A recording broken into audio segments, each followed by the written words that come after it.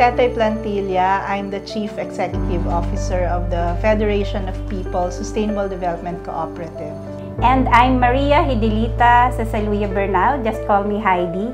I am the Chief Operations Officer of FPSDC. Yung FPSDC started in 1998. Dati kaming programa ng PDAC. We started as a financial intermediary organization. Ang kinikater namin yung need ng mga cooperatives, people's organizations, non-government organizations na magkaroon ng alternative type of financing.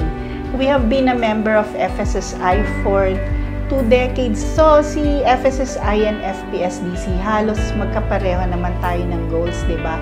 So, naging katuwang namin si FSSI dun sa pagpapatupad or achieve ng mga goals na din namin. For the Investing in Women project with FSSI, so FPSDC supported 8 member cooperatives. One example of that is Kauyagan, multipurpose cooperative. Para naman yung members nila makapunta doon sa kanilang consumer store, makapag-stay doon, makapamili ng mga kailangan nila, they have to construct a bigger one.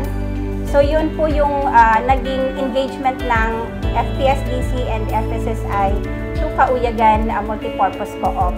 It's really a very big help na nandyan yung FSSI at through FPSDC, we're able to access that fund, yung IW fund, no? Malaki yung impact ni grocery doon sa community. Kasi unang-una, ito yung pinakamalaking tindahan in town. When you buy from Kauyagan, at meron ka nito, may babalik sa'yo. At the end of the year, meron babalik sa'yo na 5,000 pesos na pwede kang magkaroon nito, gift certificate, na ito yung ibibili mo, na wala kang perang kailangan, di ba? Malaking impact. Siyempre, sa trabaho is nakatulong personally sa akin sa pagtrabaho. Tapos malapit yung bahay namin. Siyempre, yung pangailangan, additional income. Hindi lang yung husband ko may trabaho, at least ako. Diba? One factor yun. As babae, mostly nasa bahay lang, pero ako at least career woman.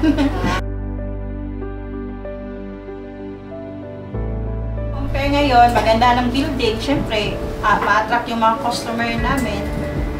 We try our best na ma-serve namin ng saktong serbisyo sa mga consumer namin.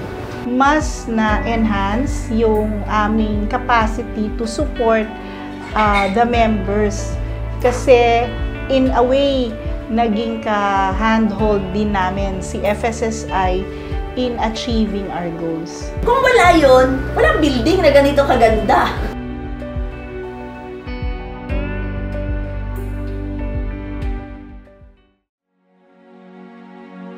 Tapos ang i-segmentize niyo yung mga members, uy, maraming farmer na nagkakape at tapos malaki ang opportunity for them to umasenso, no? Kaya tinutukan na niya ngayon yung value chain ng kape. We put in some facilities in the community para immediately magamit ng mga farmer. And we have consolidators. We have identified consolidators na nandun sa mga different communities. Kada barangay dito sa Impasugong na identified na coffee area, meron kaming consolidator. And the consolidator was chosen by the farmers. Na-build din ni Kauyagan na ma-empower yung mga members ba, like mga farmers. Like si Jane, dito si Jane. Ako si Jane Nilipina, ikan ko sa Lumalaging, Impasugong Bukidnon. Usa ako sa member sa Kauyagan since 2010. Dako kayo ang akong pasalamat nga na part ko na member ko sa Kauyagan kay isa ko sa farmer sa layo gid kaayo pinakalayo nga barangay. Since pagmata na mo sa kalibutan na anabig na among kape. Yes, then na among kape, then diha mi nabuhi sa kape. Dahil si FSSI at si FPSDC, halos magkapareho yung bottom lines natin di ba?